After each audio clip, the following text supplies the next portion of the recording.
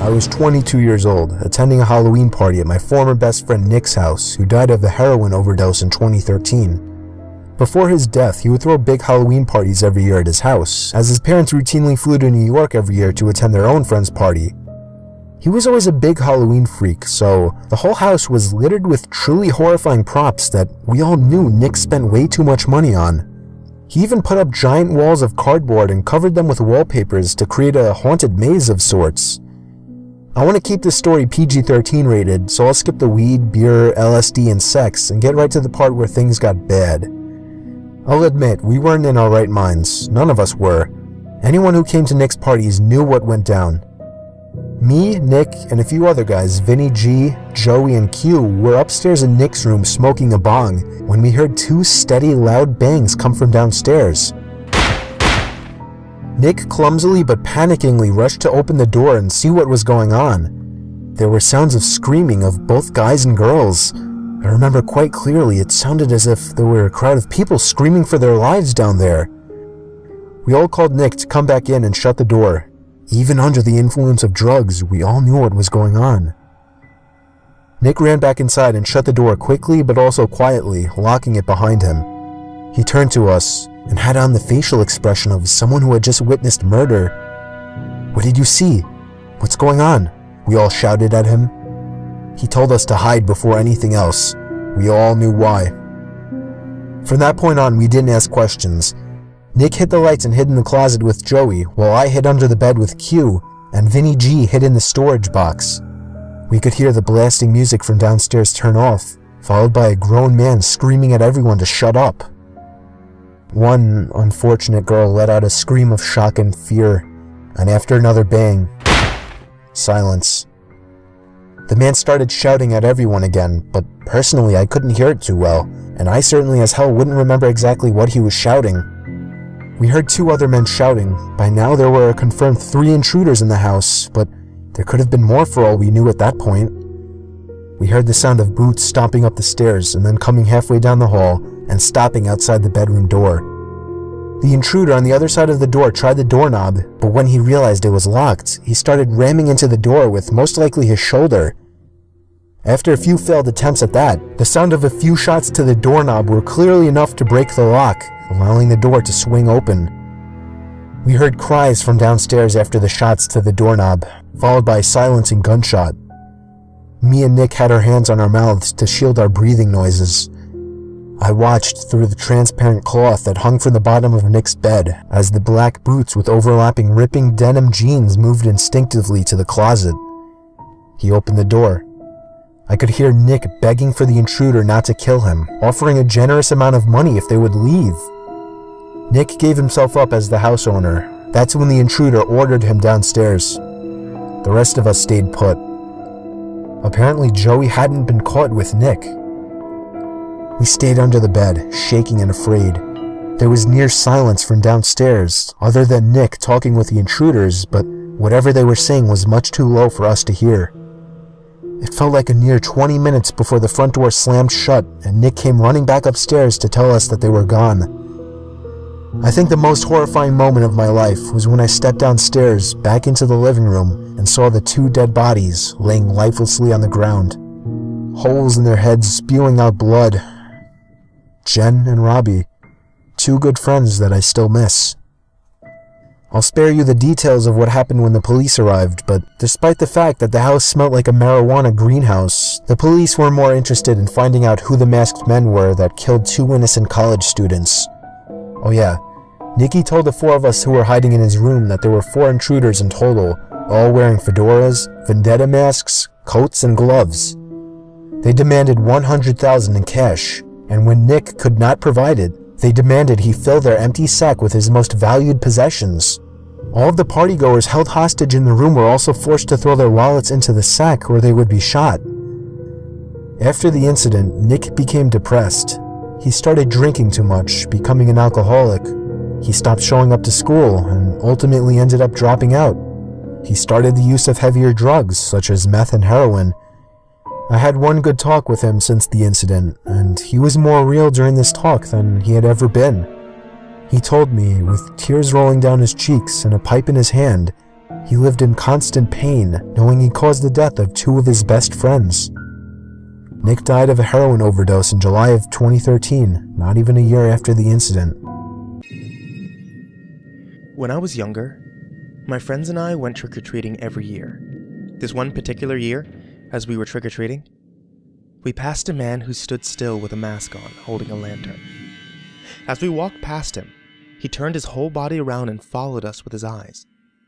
We were creeped out, but there were plenty of people around, so we made our way to the next house.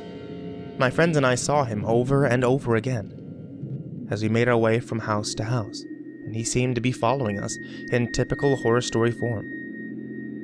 We walked so slow, we couldn't figure out how he kept up with us.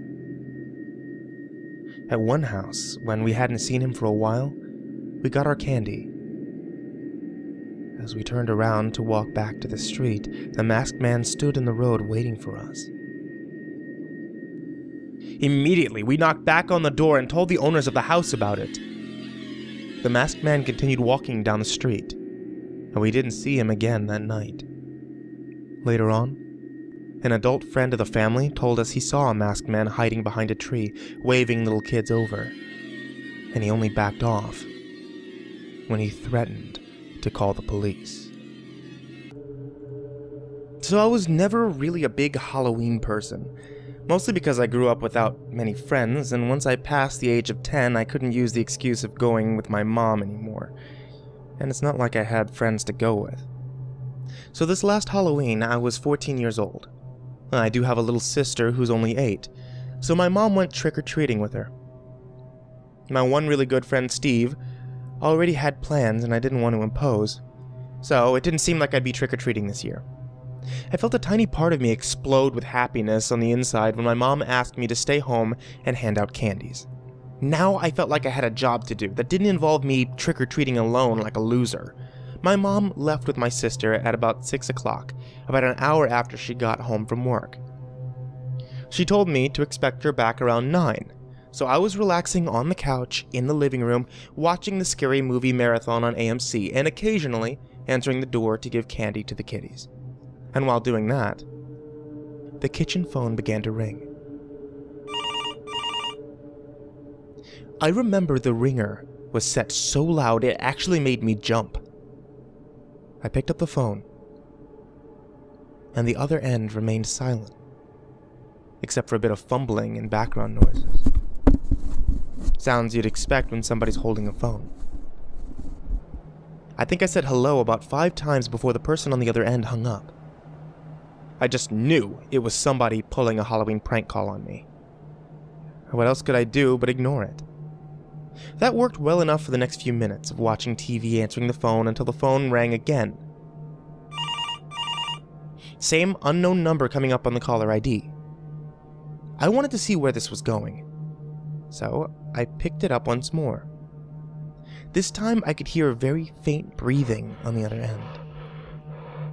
"Alright, Steve, I know it's you," I said into the phone. They hung up. By this point, I didn't want to say I was scared, but I was for sure a bit uneasy. It was a long time before that phone rang again. It was getting later, darker, and the doorbell seemed to be ringing less and less. I was watching the original Friday the 13th when it happened again. The sound of that phone ringing had become sickening, as I knew who it would be, or rather, I didn't. For some reason, I gave in again and picked up. And once again, silence. Other than the faint breathing and fumbling of the phone. It was like this for almost half a minute before they finally spoke in an exaggerated deep voice. "I'll be paying you a visit tonight." I had enough of this joke. I told them to fuck off and hang up the phone, promising to myself not to pick it up again. I'd say about half an hour later, out of the blue, all the power in the house was cut. The lights went out. The TV turned off. Complete darkness. I stood up, now frozen in fear. when loud and angry thumping came from the front door. I completely lost it and began screaming like a girl, but there was something coming from outside. Laughter. I recognized that laughter. I opened the door and there he was. Stephen. I shoved him nearly down the steps out of anger. "So, that was you who made those dumb phone calls?" I asked. He nodded while laughing. "I didn't sound like you on the phone. Let me hear you do that voice again," I said. "What?" He seemed confused. "I didn't say anything, you idiot. I just called and did that heavy breathing." I thought he was lying at first. But then my heart dropped. I had him follow me to the fuse box outside. Just as I feared, it had been opened and all the wires had been snipped. I think we ran faster than any Olympic champions back into the house. I called my mom, who told us to stay inside and wait for the police, who she then called. The call was traced to a payphone outside of a nearby bar. I still wonder, was this just a dumb Halloween prank gone too far? Or was it a potential break-in, and God knows what else waiting to happen? I don't think I ever want to find out. It was my first Halloween living in my own house away from my parents. I live in a small corner house with a basement but no upstairs, a house my parents paid half for. It was 11 o'clock at night. I was sitting in the living room watching scary Halloween movies when I found myself getting up to answer a knock at the door. But then I stopped and thought, who could be at the door at 11 p.m.? Surely there were no more trick-or-treaters out. I had a pretty good feeling it was a late-night Halloween ding-dong ditcher, so I gave it a second, then I shot a glance to the porch through the window. They were gone already. Yup, ding-dong ditchers.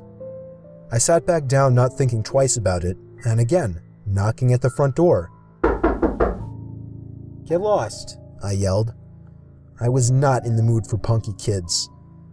They ignored my demands and started pounding now, not just knocking. I was pissed now. I leaped up and swung the door open. No one was there once again. I slipped on my shoes and headed outside to begin searching the bushes for the kids, but there was nobody in sight. Not in the bushes, not behind my car, not across the street. I was done answering.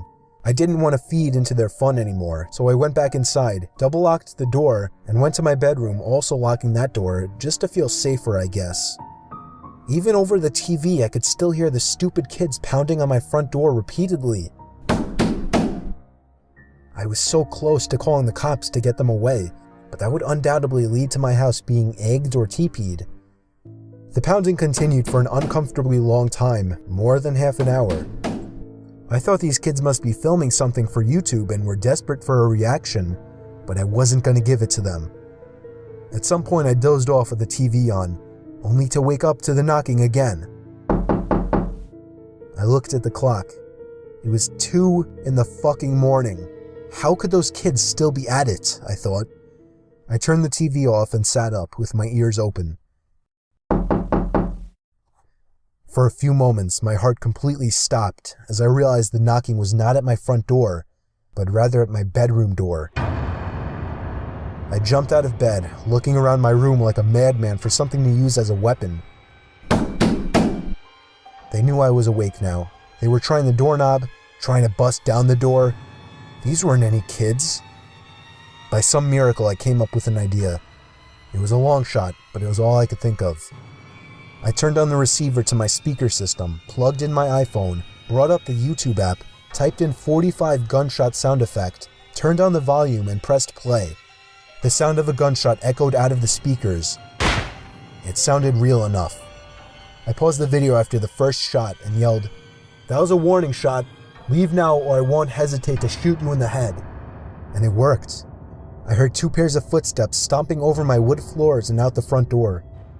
I gave it a moment before opening my bedroom door and peeking outside. They were gone, but the front door was left wide open. I quickly shut it, called the police, and that's where my story ended.